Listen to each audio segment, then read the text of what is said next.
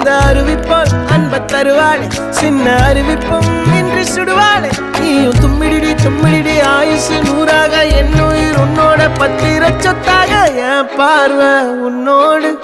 உன் பொம்மை கண்ணோடு பேசாமல் விண்ணோடு நாம் மிதந்து போவோம் காதாரா அடியாளோ நான் தாங்க மாறோடு